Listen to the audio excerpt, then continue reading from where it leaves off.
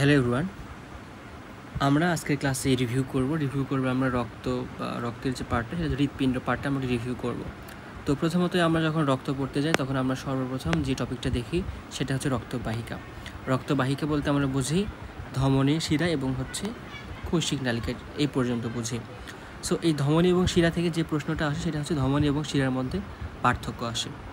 এবং ধমনীর গঠনটা যদি আমরা একটু খেয়াল করি, যে ধমনী কীভাবে গঠিত হয় বা শিরা কীভাবে গঠিত হয়, এদের থাকে হচ্ছে যে tunica intima, tunica media, tunica externa, এগুলো আমরা চিনি, এগুলো আমি আর এখানে দেখালাম না। এরপরে শিরার ক্ষেত্রেও তাই, একই কথা।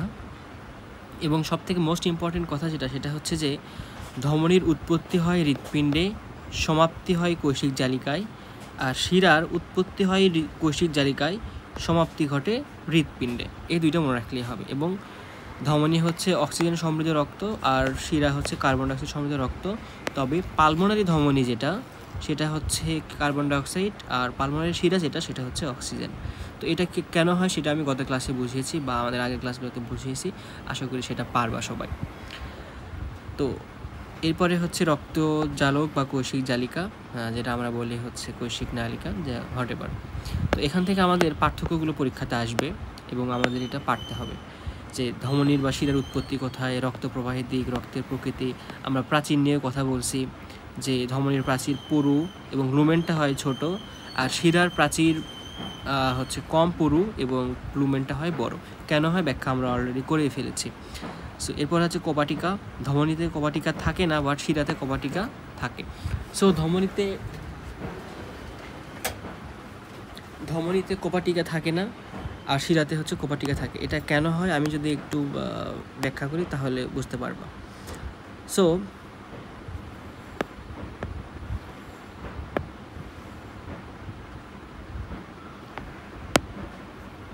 দেখো, এখানে আঁকায় দিই।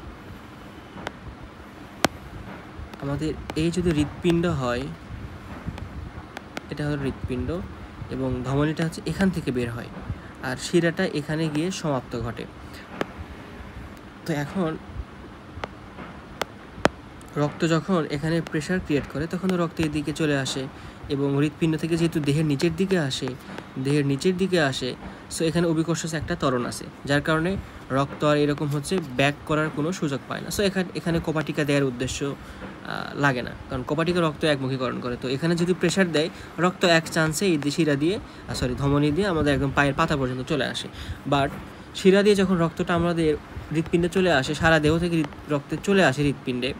সো এই যে দেখো, এত বড় একটা পাইপ, তুমি এখান থেকে টান দিলা, বাট টানটা কি পায়ের পাতা পর্যন্ত পৌঁছাবে না। এই জন্য করে কি এখানে কপাটিকা দেয়া হয়, রক্ত একটা করে কপাটিকা পার হয়ে ফাইনালি হচ্ছে হৃৎপিণ্ডে পৌঁছে। এই জন্য শিরাতে কপাটিকা থাকে আর ধমনীতে হচ্ছে কপাটিকা থাকে না। আশা করি এই কনসেপ্টটা বুঝতে পারছো। তারপরে আসি মানব হৃৎপিণ্ড। এটা সবথেকে ইম্পর্টেন্ট যে লাইন, যেটা মেডিকেল বা বিভিন্ন অ্যাডমিশনেও আসে, সেটা হচ্ছে যে 4র্থ সপ্তাহে গিয়ে আমাদের হৃৎস্পন্দন শুরু করে। কোন সপ্তাহে? ভ্রূণ দশার 4র্থ সপ্তাহে। এবং এখান থেকে এর অবস্থানটা কোথায়? মিডিয়াসিয়াম নামক যে ফাঁকা জায়গাটা সেখানে। এবং এটা হচ্ছে 5ম এবং 6ষ্ঠ পরশুকার ফাঁকা স্থানে অবস্থান করে, অথবা আমরা আলিম স্যারের বই দেখছি T5 থেকে T8 থাকে, হোয়াটএভার। এটার আকার আকৃতিও আমরা পড়ছি, আকার আকৃতি, মশাকৃতি। এরপর নিচের অংশ হচ্ছে বেস, উপরের অংশ হচ্ছে অ্যাপেক্স। অর্থাৎ বেস বলতে যেটা, যদি এরকম হৃৎপিণ্ডটা হয়, এটা হচ্ছে বেস আর এটা হচ্ছে অ্যাপেক্স। আচ্ছা, এরপরে হচ্ছে আবরণ। আমরা এটাকে বলি হচ্ছে পেরিকার্ডিয়াম। পেরিকার্ডিয়ামকে 2 ভাগে ভাগ করেছে, একটা হচ্ছে সেরাস পেরিকার্ডিয়াম, একটা হচ্ছে ফাইব্রাস পেরিকার্ডিয়াম। তো সেরাসকে আবার 2 ভাগে ভাগ করেছে, একটা হচ্ছে ভিসেরাল, একটা হচ্ছে প্যারাইটাল স্তর। এবং ভিসেরাল এবং প্যারাইটাল স্তরের মাঝখানে একটা ফাঁকা জায়গা থাকে, যেটাকে বলা হয় পেরিকার্ডিয়াল সাইনাস বা ফাঁকা জায়গা। সেখানে এক ধরনের তরল থাকে, সেটাকে বলা হয় পেরিকার্ডিয়াল ফ্লুইড।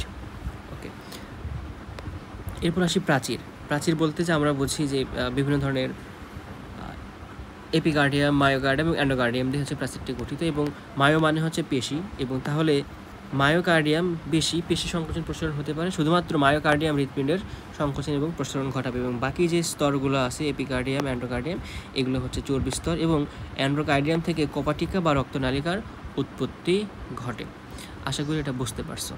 এখন দেখো এখানে চিত্রটা একটু আমি ব্যাখ্যা করতে পারি তোমরা চাইলে, যে কীভাবে চিত্রটা হইলো। দেখো উপরের দিকে আসি, inferior vena CAVA. Vena CAVA মানে হচ্ছে মহাশিরা, সরি সুপিরিয়র, যেটা উপরের থেকে আসে সেটা হচ্ছে সুপিরিয়র, এটা হচ্ছে সুপিরিয়র, আর এটা হচ্ছে ইনফিরিয়র ভেনা কাভা। ওকে, অ্যাওয়ার্টা মানে হচ্ছে ধমনী, যেগুলো লাল সেগুলোতে হচ্ছে অক্সিজেন সমৃদ্ধ রক্ত, আর যেগুলো নীল কালার সেগুলো হচ্ছে কার্বন ডাইঅক্সাইড সমৃদ্ধ রক্ত। সো এটা হচ্ছে অ্যাওয়ার্টা। আবার দেখো বাম পালমোনারি ধমনী। সো এটা কি করে, এটা হচ্ছে কার্বন ডাইঅক্সাইড সমৃদ্ধ রক্ত, কারণ নীল কালার, এবং এটা হচ্ছে কোথায় রক্ত দেয়, এটা ফুসফুসে রক্ত দেয়, বাম পালমোনারি ধমনী। এরপরে বাম পালমোনারি শিরা, এটা হচ্ছে কি করে, ফুসফুস থেকে রক্ত নিয়ে আসে, কোথায় নিয়ে আসে, হৃৎপিণ্ডে নিয়ে আসে, এই জন্য এগুলো হচ্ছে লাল কালার। এরপরে বাম অ্যাট্রিয়াম, ডান অ্যাট্রিয়াম, এগুলো আমরা চিনি। করোনারির ধমনী, অর্থাৎ এই যে হৃৎপিণ্ডে তো রক্তটা দিতে হবে, সো হৃৎপিণ্ডে উৎপন্ন হয়ে হৃৎপিণ্ডে কিছু রক্ত দেয়, সেগুলোকে বলা হয় করোনারি ধমনী। এরপরে চর্বি দেখা যাচ্ছে, চর্বি। এরপরে করোনারি শিরা, যেগুলো হৃৎপিণ্ডের দেহ থেকে আর কি রক্তটা কালেক্ট করে। এরপরে বাম ভেন্ট্রিকল, এরপর ডান ভেন্ট্রিকল, আর নিচে হচ্ছে অ্যাপেক্স। আশা করি চিত্রটা বুঝতে পারছো। ওকে, তারপর আসি কার্ডিয়াক পেশির বৈশিষ্ট্য। কার্ডিয়াক পেশি মানে হচ্ছে হৃৎপেশি। তো নর্মালি দুই ধরনের পেশি দেখা যায়, একটা হচ্ছে অনৈচ্ছিক, এটা ঐচ্ছিক, এটা হচ্ছে অনৈচ্ছিক। সো হৃৎপেশিটা হচ্ছে অনৈচ্ছিক পেশি, তবে এটা দেখতে অনেকটা ঐচ্ছিক পেশির মতো। এবং এখান থেকে মনে রাখতে হবে আমাদের, এটা হচ্ছে ইন্টারকালেক্টেড ডিস্ক থাকে, আর হচ্ছে এটা অনৈচ্ছিক। ওকে, এ পর্যন্ত মনে রাখলে হবে। হৃৎপিণ্ডের প্রকোষ্ঠসমূহ, এটা আমরা প্রকোষ্ঠসমূহ খুব ভালোভাবে চিনি, যে ডান অ্যাট্রিয়াম, বাম অ্যাট্রিয়াম, ডান নিলয়, বাম নিলয়। এবং একটু আগে আমরা দেখলাম কোনটা থেকে কোথায় রক্ত আসে সেটাও। তো এখন কোপাটিকাগুলো দেখি। আমাদের যে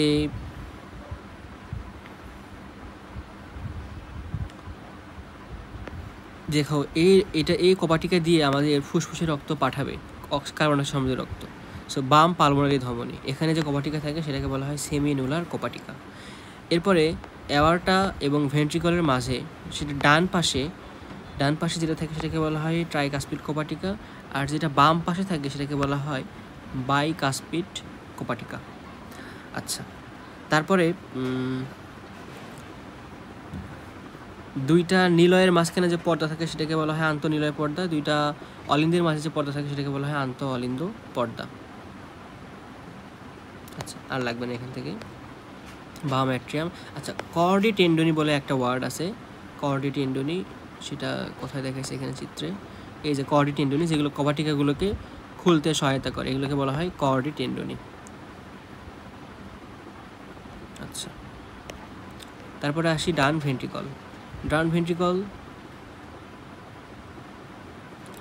কোনটা হয়, এখানে দেখো এই চিত্রটা আমাদের সিকিউ আঁকাতে হবে, এবং এগুলো মার্ক করা শিখতে হবে, এবং এটা শেখার জন্য একটু আমাদের কয়েকবার প্র্যাকটিস করলে আশা করি এটা পারবা।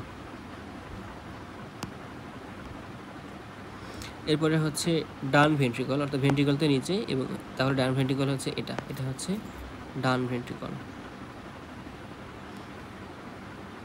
এবং বাম ভেন্ট্রিকল, এখান থেকে হচ্ছে এটা প্রায় 3 গুণ পুরো হয়, বাম ভেন্ট্রিকলের থেকে 3 গুণ পুরো হয়। এবং এখানে হচ্ছে অ্যাওয়ার্টিক সেমিনুলার কোপাটিকা থাকে, যেন হচ্ছে কি হয়, এখানে রিডিং করে নিবা, আমি এগুলো ব্যাখ্যা তার না করি। সো এরপরে কোপাটিকা সমূহ, মোট কোপাটিকা আছে আমাদের মেইনলি হচ্ছে 4টা, এবং বাকি আর 2টা আছে, থেবেসিয়ান কোপাটিকা এবং হচ্ছে ইউস্টেশিয়ান কোপাটিকা। সো এই যে ইউস্টেশিয়ান কোপাটিকা, এটা মেইনলি হচ্ছে মাতৃত্বকালীন সময় বা গর্ভকালীন সময় থাকে, আর থেবেসিয়ান কোপাটিকা বা করোনারি কোপাটিকা এটা করোনারি সাইনাসে থাকে। এরপরে আসি হচ্ছে বাইকাসপিড কোপাটিকা, যেটা হচ্ছে বাম পাশে থাকে, ট্রাইকাসপিড ডান পাশে থাকে। এরপর অ্যাওয়ার্টিক কোপাটিকা, যেটা বাম ভেন্ট্রিকল এবং অ্যাওয়ার্টার মাঝে থাকে, তাহলে অ্যাওয়ার্টিক সেমিনুলার কোপাটিকা কোথায় থাকে, বাম ভেন্ট্রিকল এবং অ্যাওয়ার্টার সংযোগস্থলে। আর পালমোনারি কোপাটিকা কোথায় থাকে ভাইয়া, পালমোনারি থাকে হচ্ছে ডান ভেন্ট্রিকল এবং পালমোনারি ধমনীর সংযোগস্থলে। ওকে, এই দুইটা একটু ভালোভাবে চিত্রে একটু খেয়াল করবা। ওকে, এরপর আসি হৃৎপিণ্ডের সংযোগী টিস্যু। এটা আমরা লাস্ট ক্লাসে দেখছি যে sinoatrial node, atrioventricular node, bundle of His এবং পার্কিনসের তন্তু, এগুলো নিয়ে একটু আমরা পরে কথা বলতেছি। এখান থেকে আচ্ছা দেখাই আসে এটা, so what is that. So আমাদের পেশি যেহেতু আমাদের যে হৃৎপিণ্ড, এটা যেহেতু পেশি নিয়ন্ত্রিত, এই জন্য এটাকে বলা হয় মায়োজেনিক নিয়ন্ত্রণ। মায়ো মানে হচ্ছে পেশি। তো এখানে সর্বপ্রথম একটা হচ্ছে স্যান থাকে, সাইনোঅ্যাট্রিয়াল নোড। সো অ্যাট্রিয়ামের যে নোডটা থাকে এবং অ্যাট্রিয়ামের যে সাইনাস একটা আছে, এই একটা সাইনাস থাকে, সো এই জন্য সাইনো অ্যাট্রিয়াল নোড। এবং আরেকটা থাকে হচ্ছে অ্যাট্রিওভেন্ট্রিকুলার নোড, যেটা অ্যাট্রিয়াম এবং ভেন্ট্রিকুলার মাঝখানে থাকে, যেন একে বলা হয় অ্যাট্রিওভেন্ট্রিকুলার নোড। তো প্রথমত কী হয়, আমাদের সাইনো অ্যাট্রিয়াল যে নোড এসএএন, এটা এখান থেকে হচ্ছে কারেন্ট উৎপন্ন করে। এই কারেন্টটা উৎপন্ন করার পর এই পাঠায় হচ্ছে এভিএনএ, অর্থাৎ অ্যাট্রিওভেন্ট্রিকুলার নোড। এরপরে অ্যাট্রিওভেন্ট্রিকুলার নোড এখান থেকে বান্ডল অফ হিস, যেটা আমরা এখানে গ্রিন কালার দেখতে পাচ্ছি, বান্ডল অফ হিসের মাধ্যমে সে হচ্ছে দুইটা ভেন্ট্রিকুলার আশেপাশে পাঠায়। এরপর সেখান থেকে পার্কিনজে তন্তু সৃষ্টি হয়, যে পার্কিনজে তন্তু আমাদের ভেন্ট্রিকলগুলোর আশেপাশে একদম পেঁচিয়ে থাকে। তো তার মানে কী হয়, প্রথমে সাইনো অ্যাট্রিয়াল নোড থেকে আসে এভিএনএ, এভিএন থেকে বান্ডল অফ হিস, এরপরে হচ্ছে পার্কিনজে তন্তু বা পার্কিনজে ফাইবার। তো এই যে সাইনো অ্যাট্রিয়াল নোড, দেখো এটা অনেকটা দেখতে হচ্ছে কলার মতো বা চাঁদের মতো, সো কলাকৃতি, এবং এটা যেহেতু কারেন্ট তৈরি করতেছে বা গতি তৈরি করতেছে, এটাকে বলা হয় পেস মেকার বা অ্যাকশন পটেনশিয়াল। এটা প্রতি মিনিটে 60-70 থেকে 80 বার স্পন্দন দেয় বা কারেন্ট তৈরি করে। এবার এখান থেকে এসএএন থেকে এভিএনএ আমাদের কারেন্ট বা উদ্দীপনা আসতে সময় লাগে 0.03 সেকেন্ড। তবে এভিএনএ আসার পরে এভিএন অনেকক্ষণ সময় নেয়, প্রায় 0.09 সেকেন্ড ডিলে করে, যেটাকে বলা হয় এভিএন নোডাল ডিলে। এরপরে সেখান থেকে রক্ত পাঠায় হচ্ছে বান্ডল অফ হিসে, তারপরে রক্ত বলতেছি কারেন্ট আর কি, তারপর সেখান থেকে পার্কিনজের তন্তু হয়ে হৃৎপিণ্ডে চলে যায়। তবে যদি কোনো কারণে আমাদের এই পেসমেকারটা নষ্ট হয়ে যায়, আমরা ব্যবহার করি যান্ত্রিক পেসমেকার। এবং যান্ত্রিক পেসমেকারে এখানে প্রথমত থাকে একটা হচ্ছে জেনারেটর, এরপরে থাকে হচ্ছে লিড, এবং তারপরে থাকে হচ্ছে ইলেকট্রোড। তো এই যে এখানে আমরা যান্ত্রিক পেসমেকারের ক্ষেত্রে কোথায় আমরা তারটা পাঠাবো, সেইখানে নির্ভর করে আমরা 3 ধরনের প্রকার পাই। একটা হচ্ছে এক প্রকোষ্ঠী, এবং তারপরটা হচ্ছে দ্বিপ্রকোষ্ঠী, এবং তারপরটা হচ্ছে ত্রিপ্রকোষ্ঠী। তো এক প্রকোষ্ঠী হলে আমরা যে কোনো একটা অ্যাট্রিয়াম ডান পাশের অ্যাট্রিয়াম বা ভেন্ট্রিকলে পাঠাবো। যদি দ্বিপ্রকোষ্ঠী হয়, আমরা অ্যাট্রিয়াম এবং ভেন্ট্রিকল দুইটাতে পাঠাবো, কোন পাশে, ডান পাশের। যদি ত্রিপ্রকোষ্ঠী হয়, আমরা ডান অ্যাট্রিয়াম এবং ডান ভেন্ট্রিকলতে পাঠাবো, সাথে হচ্ছে বাম ভেন্ট্রিকলেও পাঠাবো, তারটা পাঠাবো। এটা আমরা গতদিন খুব ভালোভাবে আলোচনা করছি, সো আমি এগুলো ব্যাখ্যা করতেছি না, জাস্ট রিভিউ করে দিচ্ছি। এরপরে নর্মাল রিস্পন্দক হয়, যেটা ইসিজি করলে আমরা এরকম পাই। যদি কোনো কারণে প্রবলেম দেখা যায়, ঠিকমতো কাজ না করে, তাহলে সেটাকে বলা হয় অ্যারিথমিয়া, যেটা দেখতে এরকম হয়। এরপর এখানে যে ব্যাটারি ব্যবহার করা হয়, সেটা হচ্ছে লিথিয়াম ব্যাটারি, এবং এটার মেয়াদ থেকে 7 থেকে 10 বছর। আমরা এখন চলে যাই আমাদের আবার বইয়ে। তো আমরা ছিলাম হচ্ছে এখানে সংযোগী টিস্যুগুলো আমরা আশা করি এখন বুঝতে পারবো। এখানে সাইনো অ্যাট্রিয়াল নোডের কথা বলা হয়েছে, পেসমেকারের কথা বলা হয়েছে, তারপর রক্তের সংবহন কীভাবে হয়। এটা যে সহজ, এটা পারবা আশা করি, এটা আসলে বলার মতো কিছু এখানে নাই। প্রথমত কি হয়, হৃৎপিণ্ড থেকে আমাদের অক্সিজেন সমৃদ্ধ রক্ত দেহে আসে, এরপরে দেহে আসে, এখানে এটিপি কার্বন ডাইঅক্সাইড উৎপন্ন হয়। সেই কার্বন ডাইঅক্সাইড আবার রক্তের সাথে মিশে শিরার মাধ্যমে চলে যায় হচ্ছে ডান অ্যাট্রিয়ামে। ডান অ্যাট্রিয়াম নিচে পাঠায়, ডান অ্যাট্রিয়াম থেকে আবার ধমনির মাধ্যমে, পালমোনারি ধমনির মধ্যে রক্ত যায় ফুসফুসে। ফুসফুসে কার্বন ডাইঅক্সাইডের মধ্যে রক্ত যায়, কার্বন ডাই বাইরে হয়ে যায়, আর অক্সিজেন ভিতরে চলে আসে। সেখানে আবার পালমোনারি শিরার মাধ্যমে বাম অ্যাট্রিয়ামে অক্সিজেন সমৃদ্ধ রক্ত চলে আসে। এইভাবে এখানে ব্যাখ্যা করা হয়েছে। আর যেহেতু এখানে দুইটা সাইকেল তৈরি হচ্ছে, এটা একটা সাইকেল, এটা একটা সাইকেল, এই জন্য এটাকে বলা হয় দ্বিচক্রী বা দ্বিবর্তনী সংবহন। এখন একবর্তনী সংবহন এবং দ্বিবর্তনী সংবহন দুইটা পার্থক্য করতে হবে আমাদের, এটা খ নাম্বারে আসে। এটা হচ্ছে একবর্তনী দেখা যায় রুই মাছের ক্ষেত্রে, আর দ্বিবর্তনী দেখা যায় হচ্ছে আমাদের মানুষের ক্ষেত্রে। এখানে পার্থক্যগুলো একটু নিজেরা পড়ে নিবা। হৃৎপিণ্ড অবসন্ন হয় না কেন? কারণ এটা যদি হচ্ছে মাঝে মাঝে মনে হতো যে না আমি আর কাজ টাজ করবো না, তাহলে কিন্তু মানুষ মারা যেত।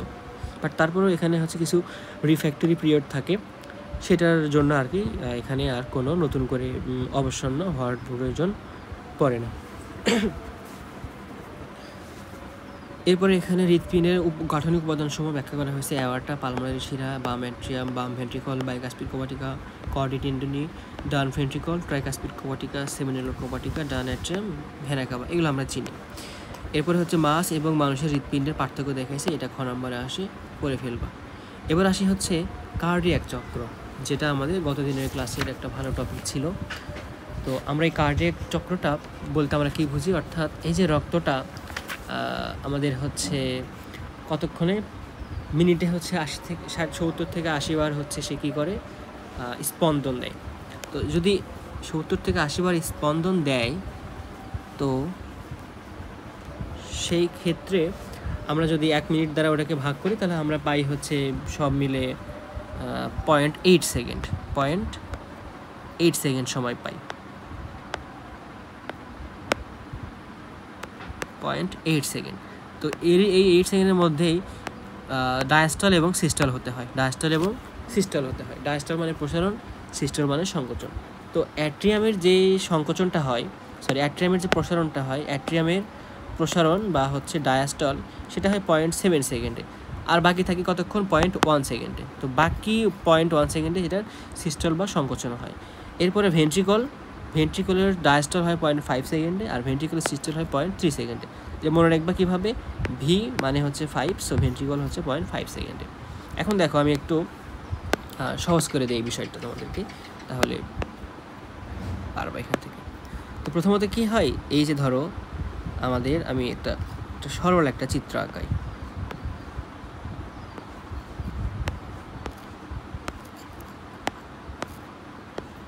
তো এই ধরো আমাদের হৃৎপিণ্ড, তো এই যে হৃৎপিণ্ড, এটা প্রথমত অ্যাট্রিয়ামটা প্রসারিত হয় বা অ্যাট্রিয়াম ডায়াস্টল হয়, অ্যাট্রিয়ামের ডায়াস্টল হয়, এ ডি, অ্যাট্রিয়ামে ডায়াস্টল হয়। ডায়াস্টল হয়ে কী হয়, রক্তটা হচ্ছে আমাদের কোথায় আসে? অ্যাট্রিয়ামে চলে আসে। এই পাশে ডান অ্যাট্রিয়ামে রক্ত আসে, কার্বন ডাইঅক্সাইড সমৃদ্ধ রক্ত, আবার ফুসফুস থেকে আসে হচ্ছে অক্সিজেন সমৃদ্ধ রক্ত, এটাও তখন হচ্ছে প্রসারণ হয়, অ্যাট্রিয়ামে ডায়াস্টল হলো। তারপরে কি হলো, ডায়াস্টল হলো, রক্তটি আবার হচ্ছে পাস করতে হবে। কোথায় পাস করতে হবে ভাইয়া? পাস করতে হবে হচ্ছে আমাদের ভেন্ট্রিকলে। তো রক্ত তারপরে এখানে ভেন্ট্রিকলে পাস করে। তো এই যে পাস করার ব্যাপারটা, এই যে রক্তটা পাস করতেছে কীভাবে? এখানে প্রসারণ, সংকোচন হয়ে এখানে প্রেশার ক্রিয়েট করে। তাহলে এটাকেই যে রক্তটা পাস করছে, এখানে চাপ দিচ্ছে, এটাকে বলা হয় অ্যাট্রিয়ামের সিস্টল, এএস। ওকে, তো ঠিক আছে। এবার রক্তটা আমাদের কোথায়? রক্তটা এখানে। তো এখান থেকে রক্ত আমাদের একটা পাঠাবে হচ্ছে ফুসফুসে, একটা পাঠাবে হচ্ছে সারা দেহে। তখন কি হতে হবে? আমাদের ভেন্ট্রিকল যেটা, ভেন্ট্রিকলের সিস্টল হতে হবে, ভেন্ট্রিকলের সিস্টল, তার মানে এটা হচ্ছে ভিএস পাঠালো। আবার দেখো পরক্ষণেই এটা হচ্ছে 0.3 সেকেন্ডে, খুব তাড়াতাড়ি, এটা হচ্ছে 0.7 সেকেন্ড, এটা হচ্ছে 0.1 সেকেন্ডে। তারপরে ভেন্ট্রিকলে ডায়াস্টল হবে। এবার রক্তটা পাঠানোর পরে ভেন্ট্রিকল আস্তে আস্তে সে আবার হচ্ছে প্রসারিত হবে, এগুলো আবার হচ্ছে প্রসারিত হবে, এগুলো প্রসারিত হবে। প্রসারিত হয়ে কী হবে? এই যে এই রক্ত যেটা আসতেছিল আমাদের প্রথম সেকেন্ড ধাপে, রক্ত আবার এখানে ভেন্ট্রিকলে ডায়াস্টল হয়ে অ্যাট্রিয়াম থেকে ভেন্ট্রিকলে চলে আসবে। এই হচ্ছে আমাদের টোটালি 8 সেকেন্ডকে ভাগ করা হয়েছে। এখন যখন আমাদের অ্যাট্রিয়ামে ডায়াস্টল ঘটে, সেই সময় কি হয়? সেই সময় হচ্ছে ভাইয়া আমাদের যে ট্রাইকাসপিড কোপাটিকা এবং বাইকাসপিড যে কোপাটিকাগুলো আছে, সেগুলো হচ্ছে বন্ধ থাকে। এই যে এখানে যে কোপাটিকাগুলো ছিল, এই কোপাটিকাগুলো বন্ধ থাকে। অর্থাৎ আমি যদি লিখতে চাই যে ট্রাইকাসপিড কোপাটিকা সিতে ক্লস, আর বাইকাসপিড কোপাটিকা সিতে ক্লস, এবং ওতে হচ্ছে আমরা ওপেন বুঝবো, এই সময় বন্ধ থাকে। কি হয়? এই সময় মধ্যবর্তী চাপ হ্রাস পায় এবং বাইরে থেকে কার্বন ডাইঅক্সাইড সমৃদ্ধ রক্ত এখানে superior vena CAVA, inferior vena cover মাধ্যমে চলে আসে, এবং বাম যে অ্যাট্রিয়াম, সেখানে হচ্ছে পালমোনারি শিরার মাধ্যমে রক্ত, অক্সিজেন সমৃদ্ধ রক্ত চলে আসে। ওকে, ঠিক আছে। এখানে সময় নেয় 0.07 সেকেন্ড। তারপরে কি হয়? অ্যাট্রিয়ামের সিস্টল ঘটবে এবার। সো অ্যাট্রিয়ামের সিস্টল ঘটার সময় কি করবে? আমাদের হচ্ছে যে সাইনো অ্যাট্রিয়াল নোড, সে হচ্ছে কারেন্ট তৈরি করে যেন রক্তটা আমরা ভেন্ট্রিকলে পাঠাতে পারি। সো এই যে এখানে 0.1 সেকেন্ড রেখে রাখছি আমি, এটা আবার দুই ভাগে ভাগ করা যায়, একটা হচ্ছে ডাইনামিক ফেজ, একটা হচ্ছে অ্যাডাইনামিক ফেজ। সো এটার এই 0.1 সেকেন্ডের 0.05 ফার্স্ট সেকেন্ড, 0.05 সেকেন্ডে, প্রথম 5 সেকেন্ডকে বলা 0.05 সেকেন্ডকে বলা হয় ডাইনামিক ফেজ, এবং পরের অর্ধেক সময়কে বলা হয় অ্যাডাইনামিক ফেজ। প্রথমটুকুতে চাপ বেশি থাকে, এজন্য বলা ডাইনামিক ফেজ, এবং পরের টুকুতে চাপ কম থাকে, এজন্য এটাকে বলা হয় অ্যাডাইনামিক ফেজ। তো এই সময়ে আমাদের হচ্ছে কি ঘটবে? এই যে ট্রাইকাসপিড কোপাটিকা এবং বাইকাসপিড কোপাটিকাগুলো হচ্ছে ওপেন থাকে, যেন রক্তটা পাস হতে পারে। ওকে, তারপরে এবার আমাদের যখন ভেন্ট্রিকুলার সিস্টলটা ঘটবে, সেই সময়ে এই যে কোপাটিকাগুলো আছে, কারণ যদি এবার ভেন্ট্রিকুলার সিস্টল হয়, যদি আমরা দুই পাশ থেকে চাপ দিই, এগুলো হচ্ছে বন্ধ থাকতে হবে, এগুলো তার মানে টিসি আর বিসি হচ্ছে এরা কি থাকবে? বন্ধ থাকবে, ক্লোজ থাকবে, কারণ রক্তটা যেন ব্যাক করতে না পারে। তো এই যে দেখো আমাদের ট্রাইকাসপিড কোপাটিকা এবং বাইকাসপিড কোপাটিকা হঠাৎ করে সজোরে যে বন্ধটা হয়ে গেল, সো এই যে দরজাটা আমরা যখন দরজা লাগাই তখন কিন্তু শব্দ হয়। তো এই যে এখানে দরজাটা বন্ধ হয়ে গেল, এখানে আমরা প্রথম যে শব্দটা পাই সেটা হচ্ছে লাভ। এবং এই সময় কি হয়? সেমিনুলার যে কোপাটিকাগুলো আছে, অ্যাওয়ার্টিক সেমিনুলার কোপাটিকা যেটা আছে, সেটা খুলে যায়, রাইট? ওকে, তারপরে এখানে সময় নেয় 0.03 সেকেন্ড, এবং তারপরে আসি হচ্ছে ভেন্ট্রিকুলার ডায়াস্টল। অর্থাৎ ভেন্ট্রিকলটা আবার প্রসারিত হয়ে যাবে। তখন এই যে এটাতে হচ্ছে আমাদের যে সেমিনাল কোপার্টিকা এসসি যেটা, এটা হচ্ছে ওপেন ছিল, এটা হচ্ছে ওপেন ছিল। তারপরে যখন আবার ডায়াস্টল হয়, অর্থাৎ যখন আবার প্রসারিত হয়, তখন এটা আবার হচ্ছে ক্লোজ হয়ে যায়। এবার তাহলে কি হলো দেখো, এসসিটা হচ্ছে ক্লোজ, তবে এবার যেহেতু রক্ত উপর থেকে আমাদের অলিন্দ থেকে ভেন্ট্রিকুলে আসবে, এই জন্য হচ্ছে টিসি ওপেন, বাইকাসপিড ওইটা ওপেন, এবং এটা হচ্ছে 0.05 সেকেন্ড নেয়। তো এই যে আমাদের এখানে সেমিনাল কোপার্টিকাটা বন্ধ হয়ে যায়, সেমিনাল কোপার্টিকা বন্ধ হয়ে যায়, এটার জন্য শব্দ সৃষ্টি হয় হচ্ছে ডাব, ডিইউবি। দেখো লাভ সৃষ্টি হয় হচ্ছে ট্রাইকাসপিড কোপার্টিকা এবং হচ্ছে বাইকাসপিড কোপার্টিকা বন্ধ হওয়ার কারণে, এবং ডাব সৃষ্টি হয় সেমিনাল কোপার্টিকা বন্ধ হওয়ার কারণে। তো এটাই হচ্ছে আমাদের কার্ডিয়াক চক্র। আশা করি এটা তোমরা খুব ভালোভাবে বুঝতে পারছো। ওকে, এখন তোমরা চাইলে বোর্ড বইটা রিডিং করে নিতে পারো, আমি এখানে সবগুলো লাইন নিয়ে মোটামুটি কাভার করছি। এবার আসি হচ্ছে মায়োজেনিক নিয়ন্ত্রণ, যেটা আমরা হচ্ছে এসএএন, এভিএন এগুলো দেখলাম। সো এগুলো মোটামুটি আমরা ব্যাখ্যা করে ফেলেছি, রিডিংটা পড়ে নিও। এবং এখানে হচ্ছে স্যান এবং হচ্ছে এভিএনের পার্থক্য দেখানো হয়েছে, তোমরা এখান থেকে খ নাম্বারের জন্য এটা পারবা আশা করি। তারপরে আমরা পড়ছি হচ্ছে যে তোমার যান্ত্রিক পেসমেকার, ওটা আসলে এখানে দেখা লাগবে না, ওখানে জাস্ট আসে নিচের দিকে, আমরা একটু ব্যাখ্যা করতে পারবো। এবার আসি রক্ত সংবহন পদ্ধতি। তো দেখো রক্ত সংবহন পদ্ধতির ক্ষেত্রে কী হয়, প্রথমত হচ্ছে বাম যে লেফট ভেন্ট্রিকল থেকে হচ্ছে রক্তটা কোথায় যায়, দেহে যায়, তারপরে সেখান থেকে আবার রাইট অ্যাট্রিয়াম দিয়ে হৃৎপিণ্ড চলে আসে। তো এই যে হৃৎপিণ্ড থেকে দেহ, আবার দেহ থেকে হচ্ছে হৃৎপিণ্ডে, একদম সিস্টেমেটিক ওয়েতে একটা সংবহন হলো। কী হলো, হৃৎপিণ্ড, দেহ বা কৈশিক নালিকা বা কৈশিক জালিকা, তারপর সেখান থেকে আবার হৃৎপিণ্ড, এটাকে আমরা বলি হচ্ছে সিস্টেমেটিক সংবহন। তারপর দেখো কী ছিল, লেফট ভেন্ট্রিকল, তারপরে এটা হচ্ছে মহাধমনী, তারপরে ধমনী, তারপরে হচ্ছে দেহের কৈশিক নালী, তারপরে মহাশিরা বা শিরা, তারপরে মহাশিরা, সেটা ইনফিরিয়র হোক বা সুপিরিয়র হোক, তারপরে হচ্ছে রাইট অ্যাট্রিয়াম। এখানে এই সিস্টেমটা এখানে লেখা আছে যে লেফট ভেন্ট্রিকল, তারপরে মহাধমনী, তারপরে ধমনী, দেহ, কৈশিক নালিকা, শিরা, মহাশিরা, তারপরে রাইট অ্যাট্রিয়াম। এইভাবে হচ্ছে সিস্টেমিকটা হয়। তারপরে পালমোনারিটা কীভাবে হয়, পালমোনারি ভাইয়া দেখো পালমোনারি কীভাবে হয়, প্রথমত হচ্ছে যে আমাদের রাইট যে ভেন্ট্রিকল ছিল সেখান থেকে কার্বন ডাইঅক্সাইড সমৃদ্ধ রক্ত হচ্ছে ফুসফুসে যায় বা ফুসফুসে কৈশিক নালিকায় যায়, সেখান থেকে ব্যাপন ঘটার মাধ্যমে আবার অক্সিজেন সমৃদ্ধ রক্ত নিয়ে কোথায় চলে আসে, লেফট অ্যাট্রিয়ামে। তারপর কি রাইট ভেন্ট্রিকলে ছিল, তারপরে পালমোনারি ধমনী ছিল, তারপরে ফুসফুসের কৈশিক নালিকা ছিল, এরপরে পালমোনারি শিরা ছিল, এরপরে লেফট অ্যাট্রিয়ামে ছিল। এটা হচ্ছে পালমোনারি সংবহনতন্ত্র। এরপরে একটা আসি হচ্ছে পোর্টাল সংবহনতন্ত্র। সেটা আবার কী জিনিস, দেখো ধরো তুমি কোনো একটা জায়গায়, তোমার ফাইনাল গন্তব্য হচ্ছে, আমি যদি একটু বোঝাতে চাই যে এইটা হলো তোমার বাড়ি এবং এই জায়গাতে হলো তোমার স্কুল, এটা হচ্ছে তোমার স্কুল। তো স্কুল থেকে তুমি যদি সরাসরি স্কুলে যাও, বাসা থেকে তুমি যদি সরাসরি স্কুলে যাও, তাহলে একটা সিস্টেমেটিক ওয়েতে হলো। বাট তুমি যদি এরকম করো যে ধরো যাত্রাপথে তুমি তোমার কোনো ফ্রেন্ডের বাড়িতে আগে গেলা, তারপরে সেখান থেকে আবার হচ্ছে স্কুলে গেলা, তো এই যে তোমার ফ্রেন্ডের বাড়িতে তুমি হচ্ছে এখানে গিয়ে থামছো বা পোর্ট করছো, যেমন কাইন্ড অফ হচ্ছে এয়ারপোর্ট বা কোনো জায়গায় থামা, সো এই যে পোর্টটা করছো, এই জন্য এটাকে বলা হয় তখন পোর্টাল সংবহন সিস্টেম। অর্থাৎ তুমি সরাসরি বা স্কুলে না গিয়ে তোমার একটা ফ্রেন্ডের বাসায় গিয়ে কিছুক্ষণ রেস্ট নিছো বা দেরি করছো, তারপরে সেখান থেকে তুমি হচ্ছে কোথায় গেছো, স্কুলে চলে গেছো। দেখো বাট তোমার ফ্রেন্ডের জন্য কিন্তু সে ফ্রেন্ডের বাসা থেকে সে স্কুলে গেছে, তো তোমার ফ্রেন্ডের জন্য সেটা হচ্ছে কি ভাইয়া, সিস্টেমেটিক সংবহন। বাট তোমার জন্য, তুমি যেহেতু এক জায়গায় দেরি করছো, তোমার জন্য কিন্তু সেটা আর সিস্টেমেটিক না, তোমার জন্য সেটা হচ্ছে পোর্টাল।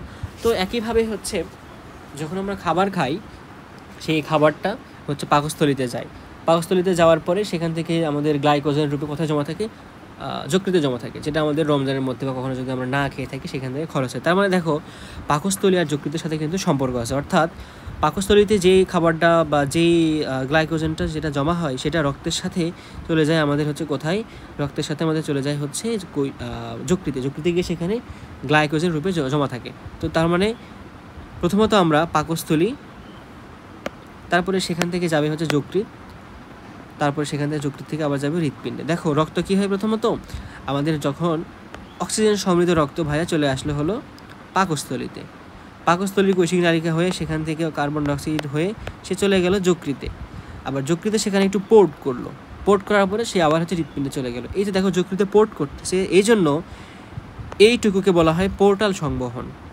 কি পোর্টাল? আমরা যকৃৎ যেখানেই পাবো সেখানে হেপাটিক শব্দটা ব্যবহার করব। তো যেহেতু এটা পোর্টাল প্লাস হেপাটিক, এই জন্য বলা হয় হেপাটিক পোর্টাল। আর তোমার ফ্রেন্ডের বাড়ি থেকে হৃৎপিণ্ড তোমার ফ্রেন্ডের জন্য অর্থাৎ যকৃতের জন্য এটা হচ্ছে হেপাটিক ভেইন, এখানে আর পোর্টাল হয়নি। আশা করি বুঝতে পারছো। তার মানে কী হলো দেখো, হৃৎপিণ্ড, পরিপাক নালী, যকৃৎ, তারপরে আবার হৃৎপিণ্ড। সো এই যে যকৃতের আগে যেটা পরিপাক নালী থেকে যকৃতে যে ভেইনটা আছে সেটাকে বলা হয় হেপাটিক পোর্টাল ভেইন, এবং যকৃৎ থেকে হৃৎপিণ্ডে যে ভেইনটা আছে এটা শুধুমাত্র বলা হয় হেপাটিক ভেইন। সো হৃৎপিণ্ড, কৈশিক নালী আবার হচ্ছে হৃৎপিণ্ড। সো এটা হচ্ছে মাছের ক্ষেত্রে দেখা যায়, আবার রেনাল পোর্টাল ভেইন, আমাদের ক্ষেত্রে রেনাল পোর্টাল ভেইন দেখা যায় না, বাট মাছের ক্ষেত্রে দেখা যায়। তো হৃৎপিণ্ড থেকে যদি এই কৈশিকটা না থাকতো তাহলে এটা হতো সিস্টেমেটিক, বাট এখানে কৈশিক হচ্ছে দুইটা, অর্থাৎ কৈশিক থেকে আবার কৈশিক, এই জন্য এটাকে বলা হয় পোর্টাল। তো আশা করি সংবহন তন্ত্রটা এটাও আমরা বুঝতে পারছি। এবার আসি হচ্ছে আমাদের যে এই যে ধরো উচ্চ রক্তচাপ এবং নিম্ন রক্তচাপ। সো কী হলো, কোনো কারণে হচ্ছে তোমার দেহে হঠাৎ করে উচ্চ রক্তচাপ বেড়ে গেল, অর্থাৎ আমাদের যে রক্তনালীটা আছে সেখানে ধরো হচ্ছে প্রেশারটা বেড়ে গেল। তোমাদের ধরো এটা হচ্ছে রক্তনালী, সো এখানে প্রেশারটা বেড়ে গেছে। তো এখানে প্রেশারটা কমাতে হবে। এবার আমরা কিভাবে কমাতে পারি? আমরা দুইটাভাবে প্রেশারটা কমাতে পারি। এক, আমরা যদি এই যে রক্তনালী এটাকে যদি প্রশস্ত করে দিই তাহলে হচ্ছে এখানে চাপটা কমবে, বানানটা কি, অথবা যদি আমরা হৃদস্পন্দনটা যদি কমাইয়ে দেই তাহলে কিন্তু প্রেশারটা কমে যাবে। তো এই যে আমরা রক্তনালী প্রশস্ত করে দিচ্ছি, আবার হৃদস্পন্দনটা কমাই দিচ্ছি, এইভাবে রক্তনালীর আমরা হচ্ছে উচ্চ রক্তচাপটা কন্ট্রোল করতে পারি। আবার যদি নিম্ন রক্তচাপ হয়, অর্থাৎ কোনো কারণে যদি ধরো তোমার এবার রক্তচাপটা কমে গেছে, তখন আমরা প্রশস্ত না করে সংকোচন করব এবং হৃদস্পন্দনটা বাড়িয়ে দিব, তাহলে আবার প্রেশারটা আবার স্বাভাবিক হয়ে যাবে।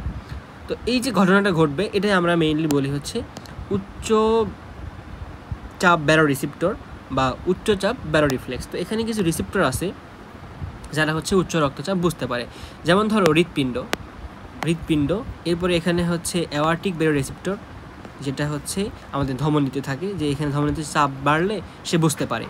এরপরে হচ্ছে ক্যারোটিড, যেটা মাথায় যায়, এটা ক্যারোটিড ব্যারো রিসিপ্টর এ বুঝতে পারে। আবার হচ্ছে এই দুইটা অ্যাওর্টিক আর্টস মানে হচ্ছে ধনুক, এই যে দেখো এখানে ধনুকের মতো বাঁকা, অ্যাওর্টাতে যে ধনুকের মতো বাঁকা থাকে সেটাকে বলা হয় অ্যাওর্টিক আর্টস। এবং তারপরে এখানে ভেগাস স্নায়ু থাকে, তারপরে এখানে মাথা বা মস্তিষ্ক থাকে, এটা আমরা বুঝি। তো কি হলো, কোনো কারণে তোমার হচ্ছে রাগের কারণে তোমার রক্তচাপ বেড়ে গেল, আবার মন খারাপ হলে রক্তচাপ কমে যায়। সো এই যে সাময়িকভাবে যেটা ঘটতেছে সেটাকে বলা হয় আমরা উচ্চচাপ ব্যারো রিফ্লেক্স।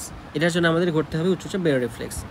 সো ধরো এবার তুমি রাগ করছো, তোমার রাগটা হচ্ছে বেড়ে গেছে, রাগ বেড়ে যাওয়ার কারণে কোনো কারণে আমাদের রক্তচাপটা হচ্ছে বৃদ্ধি পাইছে, চাপ বৃদ্ধি পাইছে। তখন আমরা কি করব, আমাদের যে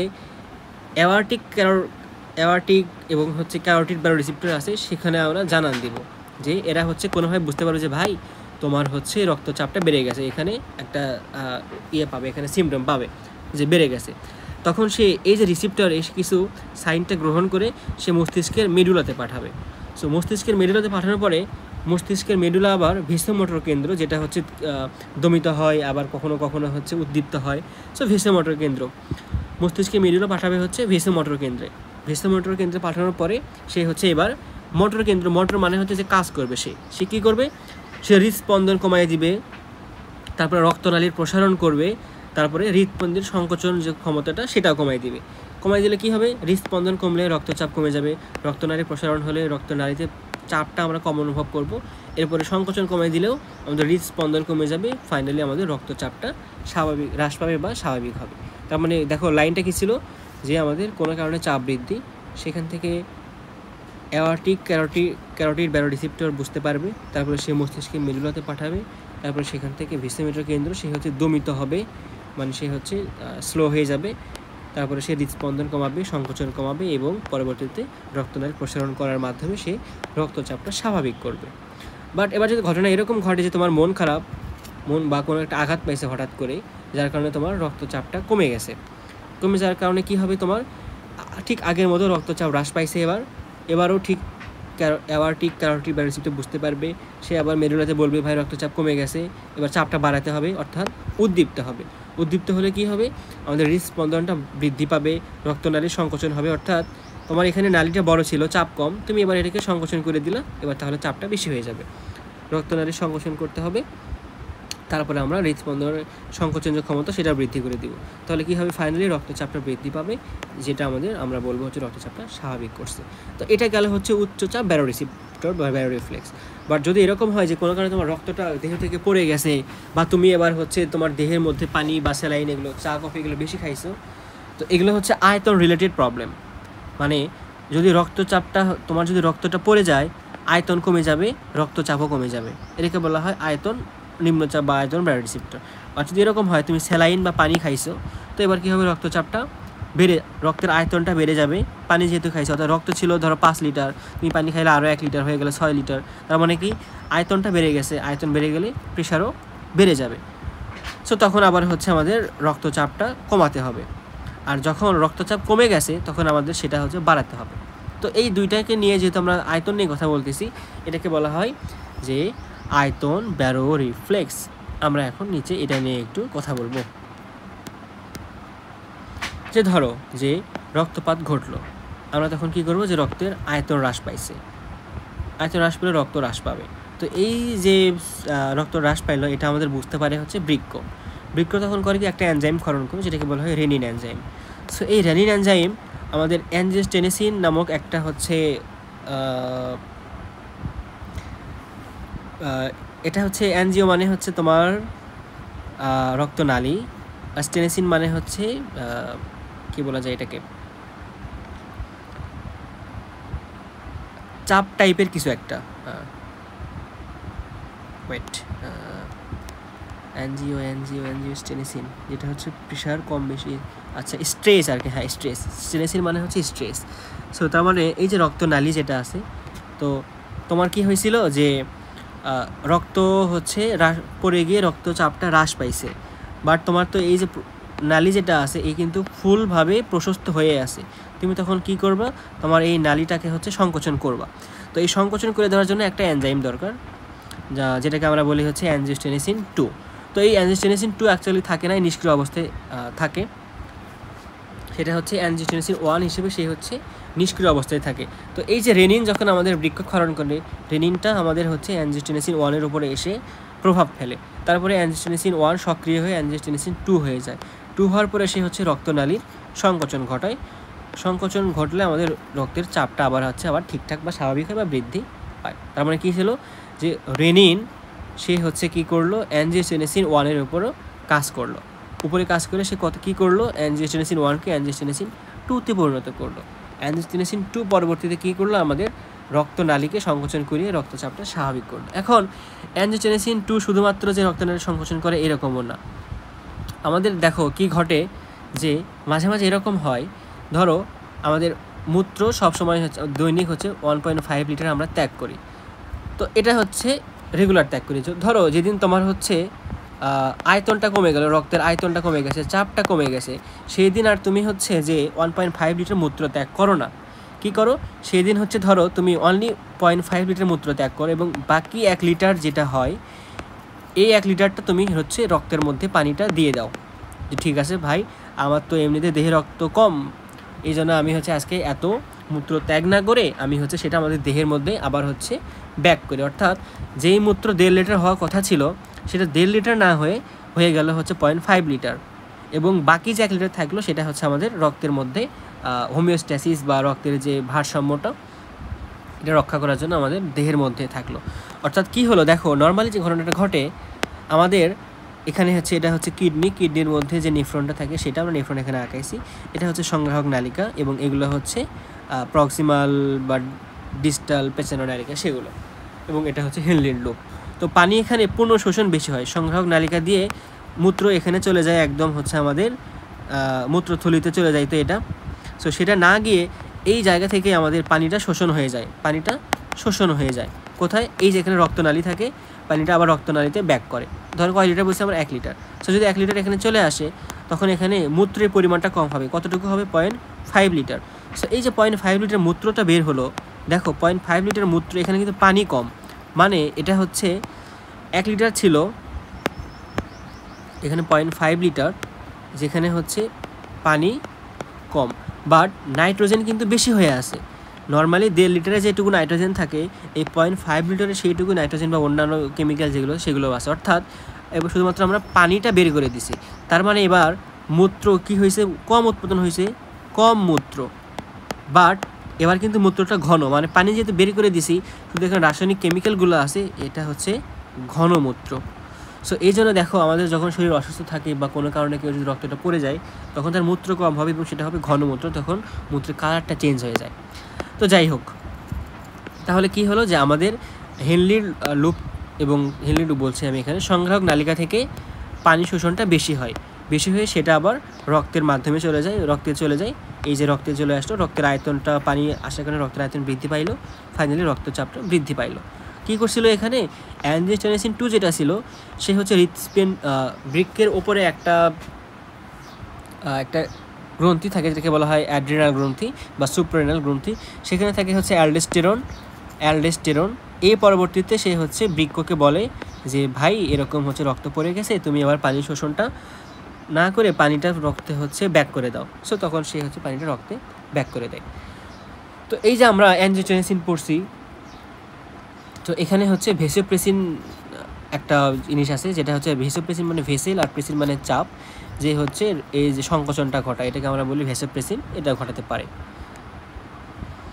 আর এখানে যেটা ব্যাখ্যা করলাম আমি, যে পিটিউটারি গ্রন্থি, এখানে হাইপোথ্যালামাসের একটু ঘটনা আছে, যে হাইপোথ্যালামাস এখানে আমাদের বুঝতে পারে, তারপরে অ্যাঞ্জিওটেনসিন আছে, তারপরে এখানে যে আমাদের সংগ্রাহক নালিকায় এসে পানির যে ভেদ্যতা সেটা বাড়ায়, রক্তের নালীতে পানি প্রবেশ করে রক্তে পানি বৃদ্ধি পায়, রক্তের আয়তন বৃদ্ধি পায় এবং রক্তচাপ বৃদ্ধি পায়। তবে এখানে যেহেতু মূত্র কম হয় এবং ঘনমূত্র উৎপাদন হয়। এটা অ্যাকচুয়ালি আমাদের হচ্ছে নিম্নচাপ ব্যারোরিসেপ্টর। এখানে আমাদের বইয়ে পড়লে আমরা এটা খুব ভালোভাবে বুঝতে পারবো যে কি হয় অ্যাকচুয়ালি। দেখো যে নিম্নচাপের ক্ষেত্রে রক্তের আয়তন হ্রাস পাইছে, এটা আমাদের হাইপোথ্যালামাস বুঝতে পারছে। হাইপোথ্যালামাস তখন হচ্ছে অ্যান্টিডাইউরেটিক হরমোন বা ভেসোপ্রেসিন হরমোন বা এডিএইচ, সো ডাইউরেটিক হরমোন যেটা হচ্ছে মূত্র বেশি করে, বাট অ্যান্টিডাইউরেটিক হরমোন যেটা মূত্র কম করে, যেন পানি রক্তে ব্যাক করতে পারে।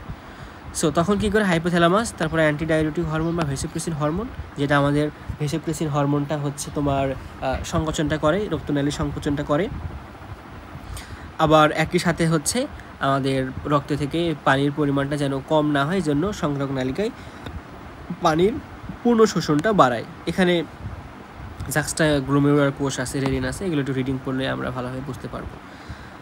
যেহেতু আমরা আগের ক্লাসে এগুলো নিয়ে কথা বলছি, তো কোনো প্রবলেম হবে না আশা করি। সো তারপরে হচ্ছে ব্যারোরিফ্লেক্স, উচ্চচাপ ব্যারোরিফ্লেক্স, এখানে হচ্ছে ভ্যাসোমিটারকেন্দ্র আছে, আমি এটা খুব ভালোভাবে ব্যাখ্যা করছি, এটা পারবো আশা করি, প্রবলেম হবে না। সো আমাদের মোটামুটি আমাদের মেইন যে পড়াগুলো ছিল সেগুলো আমরা শেষ করে ফেলেছি, এগুলো ব্যাখ্যা করছি আমরা। হেপাটিক পোর্টাল, সিস্টেমিক, এটা খ নাম্বারে আসে, পালমোনারি এবং সিস্টেমিক এটা খ নাম্বারে আসে। এবার আসি হচ্ছে হৃদ বিভিন্ন ধরনের রোগ আছে, এগুলো রিডিং পড়লে পারবা, এবং এগুলো থেকে সিকিউ আসে, কোনো একটা রোগের লক্ষণ দিল বা অ্যাঞ্জিওটেনসিন দিল। প্লিউরেসিস, যেটা হচ্ছে ফুসফুসের আবরণ, প্লিউরা, সেখানে হয়। নিউমোনিয়া, দেখো আমরা ঠান্ডা জনিত কারণে বলি নিউমোনিয়া, অবশ্যই তার মানে ফুসফুস রিলেটেড হবে। পালমোনারি অ্যাম্বোলিজম, আমাদের এটা হচ্ছে পালমোনারি মানে কি, ফুসফুসের সাথে রিলেটেড। ওকে, কস্টোকন্ড্রাইটিস, সো কন্ড্রাইটিস বলতে আমরা বুঝি হচ্ছে পরশুকা বা কস্টোকন্ড্রাইটিস বা পরশুকার সাথে রিলেটেড। সরি, কন্ড্রাইটিস মানে হচ্ছে তরুণাস্থি, আর কষ্ট মানে হচ্ছে পরশুকা। সো কস্টোকন্ড্রাইটিস মানে হচ্ছে পরশুকা এবং হচ্ছে তরুণাস্থির মিলে কোনো একটা ঝামেলা এখানে হতে পারে। এরপরে যেগুলো আছে পারবা। তারপর এখান থেকে আরেকটা রোগের নাম আছে কার্ডিওমেগালি, মেগালি মানে বড় হয়ে যাওয়া, মেগা। সো হৃৎপিণ্ড যদি বড় হয়ে যায় সেটাকে বলা হয় কার্ডিওমেগালি। কার্ডিও যদি বলা হয় যে ভালভুলার হার্ট ডিজিজ, ভালভুলার বলতে আমরা বুঝি হচ্ছে এখানে ভালভ বা কপাটিকার প্রবলেম। কনজেনিটাল মানে হচ্ছে জন্মগত, কনজেনিটাল হার্ট ডিজিজ মানে হচ্ছে ভাইয়া জন্মগত হৃৎপিণ্ডের রোগ। পেরিকার্ডাইটিস মানে হচ্ছে পেরিকার্ডিয়ামের আবরণের যে প্রদাহ সেটা। কার্ডিওমায়োপ্যাথি, কার্ডিও মানে হচ্ছে হৃৎপিণ্ড, মায়ো মানে পেশি, প্যাথি মানে হচ্ছে রোগ। সো পেশি যে রোগ সেটাকে বলা হয় কার্ডিওমায়োপ্যাথি। রিউম্যাটিক হৃদরোগ, সো এটা অ্যাকচুয়ালি আমরা একটা জ্বরের লক্ষণ বুঝি, রিউমেটিক হৃদরোগ, যেটা হচ্ছে স্ট্রেপ্টোকক্কাস ব্যাকটেরিয়া দ্বারা সৃষ্টি হচ্ছে রিউমেটিক জ্বর হয়। এরপরে এখানে আছে হচ্ছে করোনারি রোগের অপর নাম হচ্ছে ইস্কিমিয়া। এটা মেডিকেলে আসছিল একবার। তো অ্যাথেরোক্লেসিস মানে হচ্ছে পাথর হওয়া বা প্লাগ হওয়া, সেটা। এখান থেকে তোমরা অ্যাজাইনাটা সিকিউর জন্য পড়বা। এখানে কয়েক ধরনের অ্যাজাইনার কথা ব্যাখ্যা করা আছে, উদাহরণ পড়বা, লক্ষণ, তারপরে কী কী করতে হয় সেটা পড়বা। প্লাগ সৃষ্টি হলে কী কী করণীয় সেটা আমাদের হচ্ছে একটু পড়তে হবে। হার্ট ফেল, এগুলো জাস্ট রিডিং পড়বা তাহলে হবে। এখান থেকে হৃদরোগগুলো একটু পড়তে হবে, কোনটার জন্য কোন ধরনের টেস্ট করা হয় সেটা এখানে লেখা আছে। এরপর আসি হৃদস্পন্দক বা পেসমেকার, এটা আমরা আগে আলোচনা করছি। তারপরে হচ্ছে মেকানিক্যাল হার্ট ব্যবহার করা হয়, বর্তমানে এটা ব্যয় সাপেক্ষ হলো, বাট এটা ব্যবহার করা শুরু হয়ে গেছে অলরেডি। এরপরে হচ্ছে ওপেন হার্ট সার্জারি, এটাও রিডিং পড়বা। তারপরে হচ্ছে করোনারি বাইপাস সার্জারি, এটাও রিডিং পড়ে নিবা। এগুলো রোগগুলো আসলে রিডিং। অ্যাঞ্জিওপ্লাস্টিন, এটা সিকিউ আসে, অ্যাঞ্জিওপ্লাস্টিন এটা সিকিউর জন্য পড়বা। এখানে কয়েক ধরনের অ্যাঞ্জিওপ্লাস্টিন, বেলুন অ্যাঞ্জিওপ্লাস্টিন, লেজার অ্যাঞ্জিওপ্লাস্টিন, করোনারি অ্যাথেক্টমি আছে, এগুলো অ্যাঞ্জিওপ্লাস্টিনগুলো পড়ে নিবা। তারপরে এখানে চিত্রগুলো একটু খেয়াল করতে হবে, এটা সিকিউ বললাম তো যে এটা হচ্ছে সিকিউ আসে। সো এই অধ্যায় থেকে সিকিউ আসার মতো হচ্ছে হৃৎপিণ্ড এবং হচ্ছে এই যে রোগগুলো আছে সেগুলো। সো মোটামুটি আমাদের এই অধ্যায়ের যে হৃৎপিণ্ড টার্মটুকু ছিল সেটা নিয়ে কথা বলা শেষ। আশা করি সবাই বুঝতে পারছো। এটা যেহেতু রিভিউ ক্লাস ছিল, আর আমরা হচ্ছে আগের ক্লাসগুলোতে সুন্দরভাবে ব্যাখ্যা করছি। ধন্যবাদ সকলকে। আসসালামু আলাইকুম।